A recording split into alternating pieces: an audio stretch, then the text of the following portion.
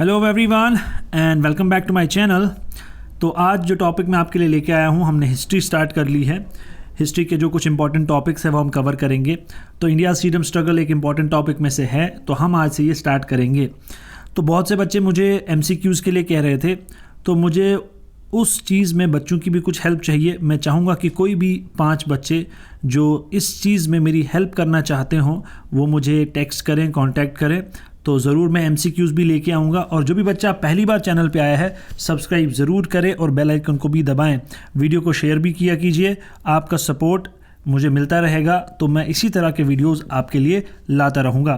तो चलिए स्टार्ट करते हैं आज का वीडियो। तो अब हमारा फ्रीडम स्ट्रगल जो है ये कहाँ से कहाँ तक होता है। जो भी चीज़ें 1857 से लेके 1947 तक हुई उन सभी को हमने पढ़ना है। अब इसके कितने भी पार्ट्स बनेंगे वो हम देखेंगे कि वीडियो ज़्यादा बड़ा भी नहीं बनना चाहिए, तो हम स्टार्ट करेंगे, फिर देखते हैं इसके पार्ट्स 2, 3 या 4 कितने बनते हैं। तो हम कंप्लीट 1947 तक इसको पढ़ेंगे। अब सबसे पहले जो है, जो क्वेश्चन आपसे पूछा जा सकता है डायरेक्ट, क्योंकि बुक्स एंड ऑथर्स भी कभी कभी क्या होता है डायरेक्ट एक टॉपिक दिया होता है सिलेबस के अंदर। अब ये 187 नहीं है फर्स्ट और सेकंड सीरियल में, सॉरी, ये 1857 है। ये लिखी है SN सेन ने। रेबिलियन 1857 ये लिखी है PC जोशी ने। अब वर्ड्स में 1857 और इनमें नंबर्स में, डिजिट्स में 1857, ये 2 अलग बुक्स हैं और ऑथर दोनों के अलग हैं। जो 1857 है, जो आप 3rd नंबर पे देख रहे हो, ये मौलाना अबुल कलाम आज़ाद ने लिखी है। The Indian war of independence 1857 ये VD सावरकर ने लिखी है। Sepoy war Holmes 1857 a great revolt Ashok Mehta. The first Indian war of independence Karl Marx, ठीक। और causes of Indian revolt Syed Ahmad Khan. अब यहाँ VD सावरकर की जो बुक है और कार्ल मार्क्स की जो बुक है Indian war of independence, the first Indian war of independence, यहाँ पे भी आपको कन्फ्यूजन नहीं होना चाहिए। तो जिस वक्त ये रिवोल्ट हुआ, 1857 का रिवोल्ट हुआ, उस टाइम जो गवर्नर जनरल था वो कौन था? लॉर्ड कैनिंग, ठीक है, ये आपने याद रखना है। अब इसके बहुत सारे कॉजेज थे, ऐसा नहीं था कि ओवरनाइट कोई चीज़ हुई और सुबह उठ के इन्होंने रिवोल्ट स्टार्ट किया, है ना। ऐसा कहते हैं कि सब्र का पैमाना भर गया। जैसा आप जानते हैं ब्रिटिशर्स एज ट्रेडर्स आए, फिर आहिस्ता आहिस्ता उन्होंने जगह कैप्चर करना स्टार्ट किया और आहिस्ता आहिस्ता करते करते वो क्या बन गए? रूलर्स बन गए इंडिया के, ठीक है। तो ये एक बहुत बड़ा प्रोसेस, लंबा प्रोसेस था। ये जब यहाँ पे पहुँचे, इस जगह पहुँचे कि अब ब्रिटिश क्या कर रही है? रूल कर रही है। तो रूल करने के साथ ही इन्होंने क्या किया? इंडियंस पे जुल्म करना स्टार्ट किया डिफरेंट तरीके से। हर एक सेक्शन में, हर एक जो भी लोग थे, ठीक है, सब के साथ होने लगा। अब इवेंट्स जो थे, कुछ इवेंट्स ने लीड किया और फाइनली एक ऐसा इंसिडेंट हुआ कि उसके बाद इतना बड़ा रिवोल्ट पहली बार जो है वो देखने को मिला 1857 में। अब क्या हुआ 1857 में, लेकिन फरवरी में क्या हुआ? 19th infantry at Berhampur who mutinied over the Enfield rifles, ठीक, पहली चीज। उसके बाद मंगल पांडे का नाम आपने सुना होगा, यंग सोल्जर। इसने अपनी इन्फेंट्री जो थी बर्राकपुर की, अपने सार्जेंट मेजर को इसने क्या कर दिया? मार दिया। फिर उसको एग्जीक्यूट किया गया मंगल पांडे को, कब? 29 मार्च 1857 को, ठीक है। उसके बाद 24 अप्रैल 1857 को 90 men of 3rd cavalry refuse to accept the grease cartridges, ठीक है। अब जो सबसे इमीडिएट कॉज जो था वो क्या था? इमीडिएट कॉज यही था, जो ग्रीज्ड इनको कार्ट्रिजेस दिए थे, जो इनको मुंह से काट के कारतूस निकालना था, वो बना हुआ था किससे? काऊ और पिग का जो फैट होता है उससे। अब काऊ जो है वो हिंदूज के लिए सेक्रेड थी और पिग जो है वो प्रोहिबिटेड है मुस्लिम्स के लिए, ठीक है। तो इसकी ये इमीडिएट कॉज बना, इसकी वजह से जो है वो फाइनली स्टार्ट हो गया। हालांकि अंदर से जो आग थी वो बन रही थी और ये जो चीज़ें आहिस्ता आहिस्ता एक के बाद हो रही थी, फाइनली ब्रेकआउट कब हुआ? इस चीज़ पे। अब क्वेश्चन आपसे पूछा जा सकता है, आपको जगहों के नाम दिए जाएंगे और बताया जाएगा कि क्रोनोलॉजी में बताइए कि ये कब और कहाँ स्टार्ट हुआ रिवोल्ट, ठीक है। तो सबसे पहले ये दिल्ली में हुआ। अब ईयर लिखना ज़रूरी नहीं है क्योंकि ये सारे 1857 के ही इंसिडेंट्स हैं। दिल्ली में हुआ 11 मई को। वहाँ पे लीडर कौन था? बहादुर शाह जफ़र, ठीक। उसके बाद कानपुर में हुआ 4 जून को। वहाँ पे नाना साहिब और उनके कमांडर जो थे टाटिया टोपे, ठीक। उसके बाद लखनऊ में 4 जून को ही बेगम हजरत महल। फिर झांसी में भी 4 जून को ही, ठीक है, जहाँ पे कौन थी? रानी लक्ष्मी बाई। उसके बाद इलाहाबाद इलाहाबाद में क्या हुआ, लियाकत अली 5 जून को, और उसके बाद जगदीशपुर, ये बिहार में जगह है, और यहाँ पे था, अब कहीं जगह पे KUER सिंह लिखा है, कहीं पे कंवर सिंह लिखा है, अब आप देख लेना वहाँ पे क्या होगा, और दूसरा था अमर सिंह। ठीक, तो अब कॉजेज ऑफ द रिवोल्ट क्या थे, अब इसमें पॉलिटिकल कॉजेज भी थे, इकोनॉमिक कॉजेज भी थे, सोशियो रिलीजियस भी थे, मिलिट्री भी थे, और बाकी सारी चीज़ें जो होती आ रही थी उनके साथ साथ ये भी कुछ चीज़ें थी जो हुई, और इसने ज़्यादा आग भड़काई किसकी, कि हमने अब लड़ना ही है, फाइनल ऑप्शन हमारे पास यही है। हालांकि जुल्म बहुत टाइम से हो रहा था, कई सालों से हो रहा था, लेकिन फिर उस वक्त क्या हुआ, सब्र का पैमाना भर गया और ये हुआ। अब हुआ क्या, जो नाना साहिब जो था वो था एडॉप्टेड सन किसका, पेशवा बाजीराव II का। ठीक है, इसको क्या किया गया, पेंशन रिफ्यूज़ कर दी गई। ठीक, दूसरी चीज़ हुई, अवध जो थी उसको एनेक्स किया गया 1856 में, ये कह के माल, ये एडमिनिस्ट्रेशन नहीं है, माल एडमिनिस्ट्रेशन है, मतलब बोला गया कि आपसे ये एडमिनिस्टर नहीं हो रहा है, संभल नहीं रहा है, बिना मतलब के, बिना बात के, इसलिए हम इसको जी कब्जा कर रहे हैं, बात खत्म। ठीक, उसके बाद सटारा, झांसी, नागपुर एंड संभलपुर, इनको क्या किया गया, डॉक्ट्राइन ऑफ लैब्स के अंडर, ये बड़ी इंपॉर्टेंट चीज़ है, डॉक्ट्राइन ऑफ लैब्स के अंडर क्या किया गया, एनेक्स किया गया। ये हैं आपके political causes. Doctrine of labs जो है ये लाया था लॉर्ड डलहौजी ने, और इसमें क्या था कि किसी रूलर का अगर नेचुरल बॉर्न चाइल्ड नहीं है, खुद का बच्चा नहीं है, तो वो क्या कर सकता है, अपना जो उसका किंगडम है वो उसको नहीं दे सकता, वो ऑटोमेटिकली कौन ले जाएगा, ब्रिटिश गवर्नमेंट ले जाएगी। ठीक, ये थे पॉलिटिकल कॉजेज। उसके बाद इकोनॉमिक कॉजेज। इकोनॉमिक कॉजेज क्या है, heavy taxation, forcible eviction, tariff discrimination on Indian products, जैसे मैंने आपको अभी बताया कि टैक्स इतना ज़्यादा है कि कुछ बच ही नहीं रहा है। ठीक है, मतलब आप काम कर रहे हो और इतना ज़्यादा टैक्स दे रहे हो, इतना ज़्यादा, मोर देन 50-60% आपको क्या करना पड़ रहा है, टैक्स देना पड़ रहा है। फोर्सिबल इविक्शन, मतलब उनको मर्जी आ गई कि ये जगह जी हम ब्रिटिशर्स को, कि इस जगह को हमने कब्जा कर लेना है, इस जगह को हमने यूज़ करना है, चाहे उसका लीगल कोई और ऑनर हो, क्या हो, तो फोर्सबली उसको इविक्ट कर दिया गया। टैरिफ डिस्क्रिमिनेशन, ठीक है, जो फॉरेन गुड्स थे उन पे अलग टैरिफ लगता था और जो इंडियन गुड्स थे उन पे अलग टैरिफ लगता था। ठीक, उसके बाद सोशियो रिलीजियस आती हैं, abolition of Sati, legalisation of window marriage act. अब ये तो थी ठीक चीज़ें। ठीक है, सती में आप जैसे जानते हैं किसी का हस्बैंड अगर मर जाता है तो पत्नी को भी उसकी चिता पे लिटा के जला देते थे, और विडो मैरिज, ठीक है, अगर किसी का पति मर गया उसको दोबारा शादी नहीं करनी, इस तरह की चीज़ें।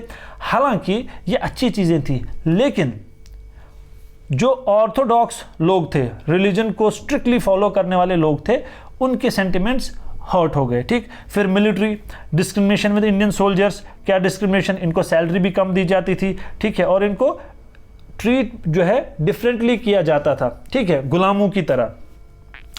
इमीडिएट कॉज मैंने आपको बोला कि जो बीफ और पॉक का कवर बनता था, जिसको मुंह से काट के कारतूस में वो भरना पड़ता था, वो बना हमारा इमीडिएट कॉज। अब जो लीडर्स थे उनके साथ क्या हुआ। ठीक, बहादुर शाह जफर जो था डिपोर्ट किए गए रंगून, ये भी क्वेश्चन आ सकता है, और वहीं वो 1862 में एज प्रिजनर मर गए। ठीक है, इनके बेटों को भी मार दिया था। उसके बाद आपका आता है जो नाना साहिब, जिनका असली नाम ढूंढू पंडित, ये याद रखना, नाना साहिब का असली नाम क्या था, ये भी मैं भी पूछ सकते हैं। ठीक है, और इसी के साथ एक और शख्स यहाँ पे तातिया टोपे, इसका असली नाम था रामचंद्र पांडुरंगा। तो नाम जो इनके ओरिजिनल क्या थे वो भी याद रखने हैं। तो नाना साहिब, बेगम हजरत महल और खान बहादुर खान कहाँ चले गए, नेपाल। ठीक, उसके बाद तातिया टोपे, इसको पकड़ा गया 1859 15 अप्रैल को इसको फिर एग्जीक्यूट किया गया। रानी लक्ष्मीबाई हम जानते हैं, झांसी की रानी जिसे हम कहते हैं, ये died in the battle field, लड़ते लड़ते ये वहीं शहीद हो गई। कुंवर सिंह, इसको ज़ख्मी किया गया, और फाइनली ये 26 अप्रैल 1858 को भी 1858 को ये भी मर गए। ठीक है, अब जो ब्रिटिश की तरफ से कौन थे, ब्रिटिशर्स की तरफ से जो कमांडर्स थे, उनमें से जो झांसी में कमांडर था उसका नाम था जनरल ह्यू ग्रोज या सर ह्यू ग्रोज। ये स्टेटमेंट आपने याद रखना है। इसने रानी लक्ष्मीबाई को कहा the best and bravest leader of the rebel. ठीक है, ये मे भी आपसे पूछ सकते हैं, तो आपने इसको याद रखना है। और उसके बाद इंग्लिश अथॉरिटी दोबारा से कब रीएस्टैब्लिश हुई, जुलाई से लेकर दिसंबर तक इनको काम करना पड़ा फाइनली। फिर 1858 जुलाई से दिसंबर तक इन्होंने काम किया, तो दिसंबर 1858 में दोबारा से रीएस्टैब्लिश हो गई क्या, आपकी इंग्लिश अथॉरिटी। ठीक, अब फेल क्यों हुआ, जो इतना बड़ा रिवोल्ट है ना उस वक्त का, पूरे टाइम का, जब से ब्रिटिशर्स रूल कर रहे थे, ये सबसे बड़ा रिवोल्ट था। ये क्यों हुआ? ठीक है, सबसे पहले क्या था, डिसयूनिटी थी और पुअर ऑर्गेनाइजेशन थी। ठीक है, मतलब कि एक ग्रुप यहाँ से उठा, कोई ऑर्गेनाइजेशन नहीं, दूसरे के साथ कॉपरेशन नहीं, कोई कम्युनिकेशन नहीं, और डिसयूनिटी थी। हर एक जो है अपने अपने मतलब अपने अपने रीज़न के लिए, है ना, मुझे कोई चीज़ प्रॉब्लम हो गई तो मैंने उसके लिए लड़ना स्टार्ट किया, दूसरे ने कुछ, तो डिसयूनिटी थी और कम्युनिकेशन कोऑर्डिनेशन कोई भी नहीं था। ठीक, क्योंकि इसमें हर सेक्शन अपने हिसाब से लड़ा, सिपाहीज भी लड़े, पीजेंट्स भी लड़े, जमींदार भी लड़े, लेकिन इनके बीच में कोई कोऑर्डिनेशन, कोई कम्युनिकेशन नहीं था। और दूसरा जो कहते हैं कि अपने ही गिराते हैं नशेमन पे बिजलियां, तो जो सिंधियाज थे, होलकर्स थे, निज़ाम थे, इन्होंने क्या किया, इन्होंने खुल के ब्रिटिशर्स का साथ दिया। इसकी वजह से क्या हुआ, ये रिवोल्ट जो है सप्रेस हो गया। ठीक, लेकिन इससे बहुत सारी अच्छी चीज़ें भी हुई। ठीक, वो हम देखेंगे। अब नेचर ऑफ द रिवोल्ट, अब डिफरेंट लोगों ने डिफरेंट चीज़ें कहीं, लेकिन जो दो मेन व्यूज़ हैं, एक कि ये सिपाही म्यूटिनी थी, दूसरा नेशनल स्ट्रगल या वॉर फॉर इंडिपेंडेंस, ये दो थे।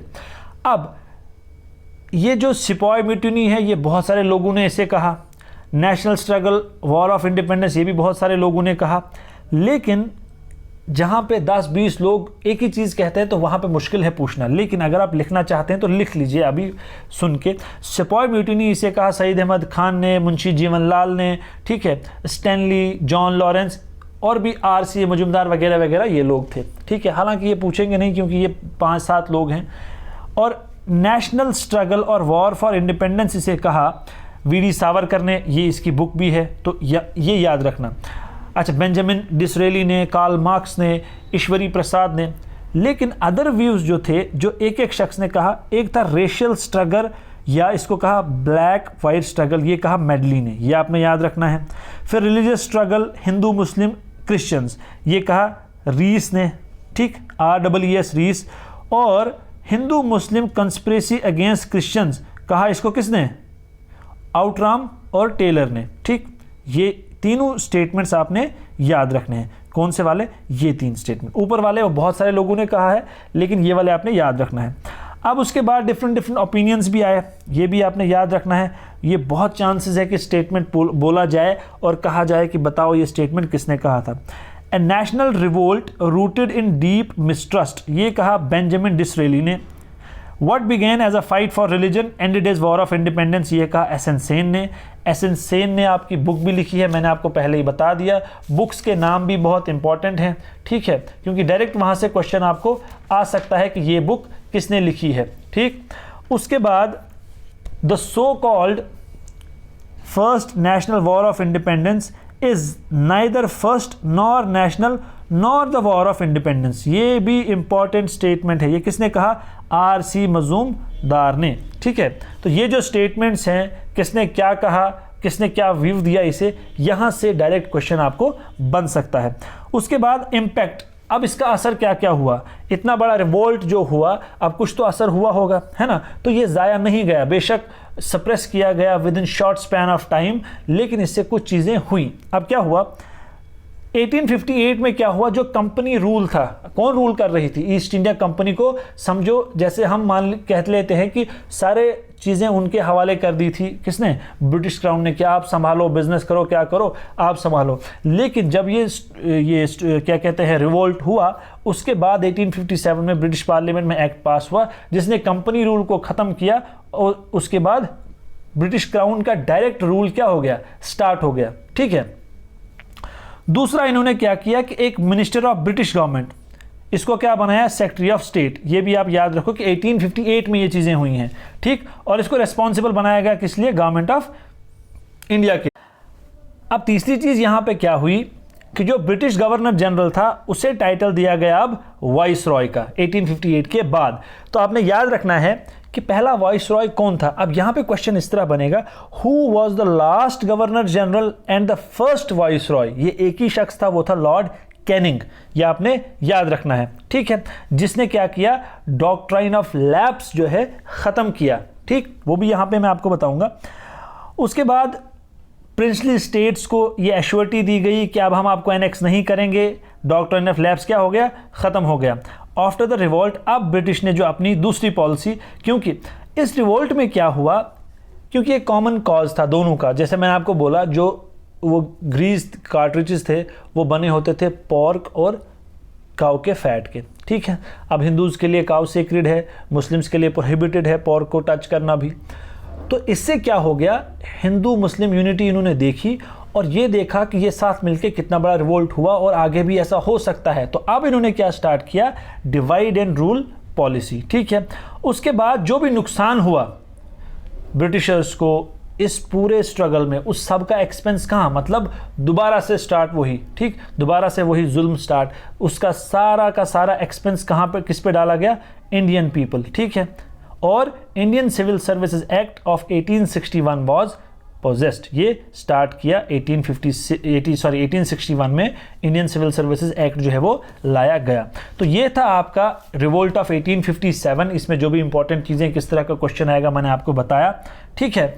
अब हम नेक्स्ट टॉपिक में, नेक्स्ट लेक्चर में इससे आगे की चीज़ें कवर करेंगे, तो देखेंगे हम कहाँ पहुँचते हैं और कितने पार्ट्स में ये बनता है। तो चलिए, thank you and have a lovely day.